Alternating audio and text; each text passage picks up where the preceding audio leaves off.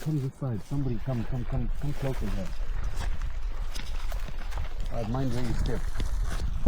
Ah, cool. I see he's very much away. He's woken up now because he's heard your footsteps going about. Now this cow here is slightly old.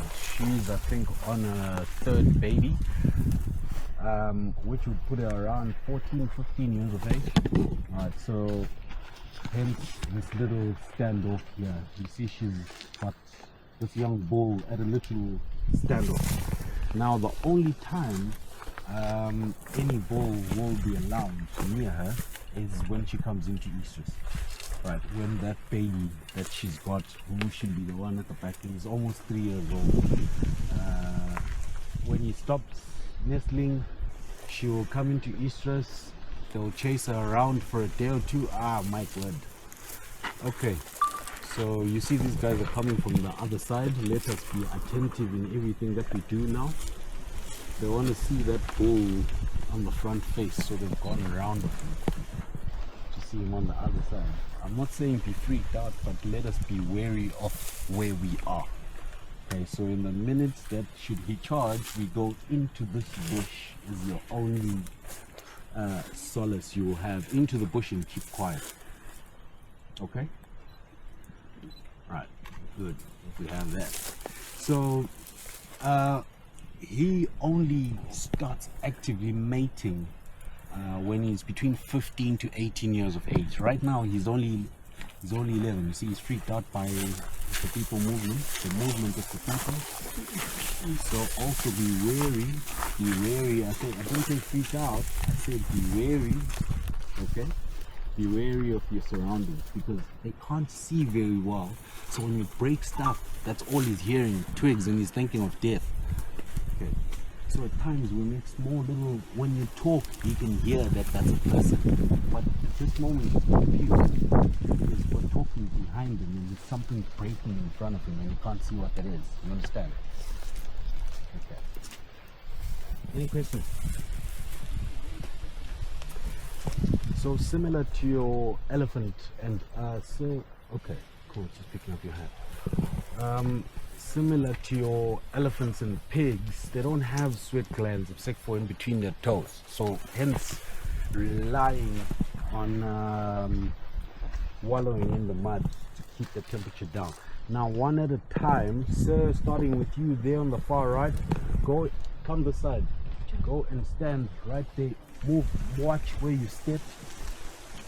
Yes, and stand a meter in front of that tree. You can take pictures nicely. Right there. Take your pictures and then give somebody else a chance. Don't make too much noise breaking the foliage on your feet. Right, so it's always hard to tell when a rhino is pregnant because the rib cage goes all the way to the torso at the back. Alright, so unless you grew up in a farm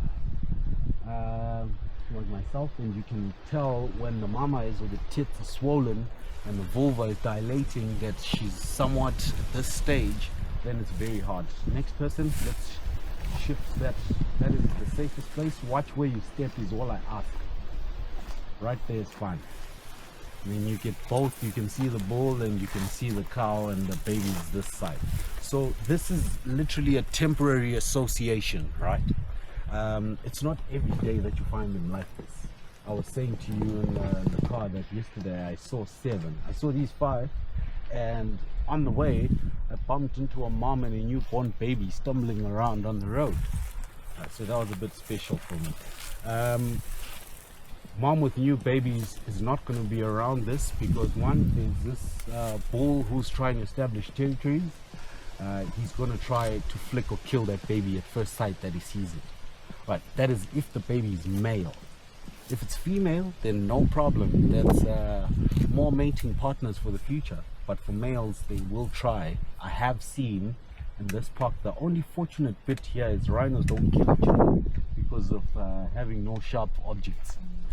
Okay, but in places where they're not dehorned, they will fight to the death amongst themselves. Okay, and then the worst thing, what I've noticed here, there were losers of the fights when us, the Jeep jockeys, come around with the game drive vehicle, tell somebody I found what and so fighting down the road, we're all in a rush to take pictures and film the thing. It lasts 4 to 6 hours. If any one of them gets their attention caught by the vehicle, imagine that, and they were not dehorned, they'd be straight stabbed in the side. Because they will occasionally, when you start the car, they'll turn around, you know, and see what's that. So small little things like that really do play a factor. So is that the small one? The one on the far left, what's the number that you can see on it? What's the number? 230 something? Or the 231's about 3 years of age. So Suno going his own way. Armand? So I think 236. 236 is 5 years old. About 4 or 5 years old. Okay. Yeah. Now, for females, they first come into estrus at 5.5. So the resident bull will start following them at 5.5. And at 5.5, they'll disband from mom when they get the boys' attention in the neighborhood.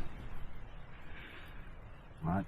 But for him, he has to play a life of dodge up until he's 18.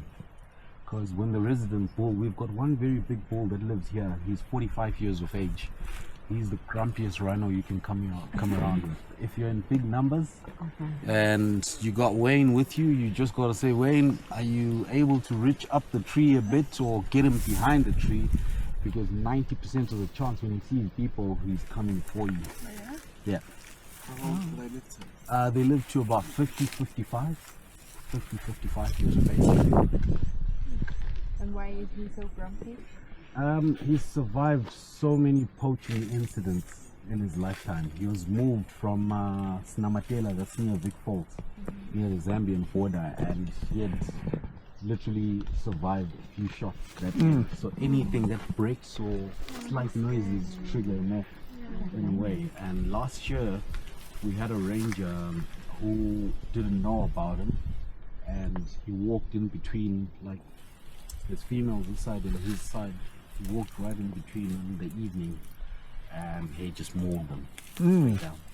But luckily he wasn't the horn. It was just after dehorning, so he had literally a 2.5 ton hammer hitting him. Like, Nothing happened to the ranger? well, just Or nothing broken serious? Just a collarbone, bones. broken bones, but he didn't die. Luckily. And he's still a ranger. Yeah, well, it's the job. Part of the game. Right. There are marks on the ears like this. So that's the notches. That's how we tell who's who. Right. So you literally, every year they will take blood samples and samples, DNA samples of that horn, of that resin. Should you go to China and someone offers you some rhino horn, you can take it back and find out where that originally came from, if it came from Africa, that is. We literally know this is 71. 71's DNA is like this. It's all internationally for that reason. That's why we have notches on it. We don't name them to avoid such like that Cecil drama and being personal. You can't really start naming an animal. It's not your relative, I would put it. The soft spots, if you look at her, the way she's sitting like that, okay, that's where she's prone to ticks in the middle there. Now also that position that she's in allows the horn of the youngster to go in between her suckle when the youngster is at close to 2 years. So the youngster will suckle up until the predecessor comes. So not too far off from everybody. I hope you're better than Hussein Bolt in running. Right, so why I say that is they get to 0 to 55 in under 3 seconds. So growing up in the village, he used to hear this, if you're attacked by rhino, you run zigzag. That's a whole lot of hogwash, you just die. The best thing that you've got is check your wind direction and be still, become a tree. But they do pass quite a bit of gas as the day goes by. I'm sure you keep it. So let's go around in front and try and get a picture. Is everybody done with this angle? Not yet, no. Right, let's get that done, and then we go around here, go through, then we go around and get a picture of the bull. He said there should be more than one. Any questions, folks, you might have? So the horn growth also per annually is between 4 to 7 centimeters. Right. So now you can imagine that youngster at 18 months, that horn is grown maybe 7 centimeters or so. Mom's tits, or the mamas, are 8 centimeters. All right. So now trying to suckle a 2-year-old becomes impossible because it's a violation. It's stabbed in the belly every time it tries. So they make this begging sound like. Look at how mom reacts. The horn and the bull this side. All the ears are towards that baby begging sound. So in the evenings when you see rhinos, if you see bulls by themselves and you make this, they literally come there to investigate what's wrong with the baby, what's wrong with the baby. And if you're on the wrong side, you might get bashed sometimes. When you cut the horn off, they grow again. Yes, it's keratin, so it's the same material as your fingernails. And they sharpen up again? Pretty much. The sharpening is done by them. Yeah.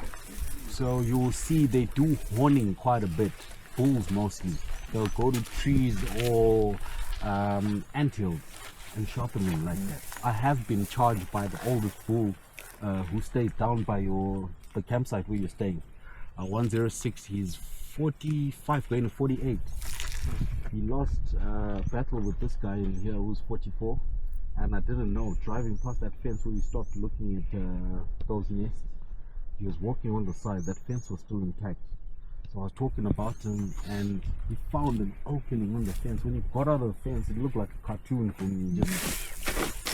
And he started wiping his face down. I was like, oh, this is what the textbook says. And he just got up and came. Boom. Yeah. He hit the car twice. Twice he hit the car. And on the third time, he tried to gain distance because the wolves were there. They were running. When we ran that way, they also reversed and small distance.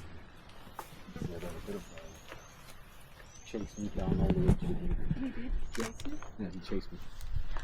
But luckily I was with guests who were clueless of what was happening, so they found it fun. But for me, my heart was beating and thinking, oh my word, if he flips the car, then that's it. But what about then when you got to the gate? He stopped chasing you? Yeah, he stopped chasing me as soon as there was more people in front. He stopped and went back. And then the gate, they told me, no, you're not supposed to go there. We forgot to tell you. He lost a fight in the morning. Well, I wasn't the only one that day. Ian got chased with a group of 17 people on the same place. So you can imagine how many people were up the trees. That's why I was saying the safest place for me would be behind the tree. Right, are we all done with this section? We come Russia, we got chased by a black rhino. Sorry? In Russia, we got chased by a black rhino. I've been chased by a black rhino, but we do annually, we have guides training here where we go out into the other side section of the park where the black rhinos are. We track the black rhinos and found them. Youngsters got up in face. Literally, you find them in the thicket like this. Track them for 4 hours just for a 30-second encounter to chase them. That happens quite a lot. So the dehorning process, we bring in a chopper, number one, and then we've got a doctor from the Vic Falls Wildlife Trust.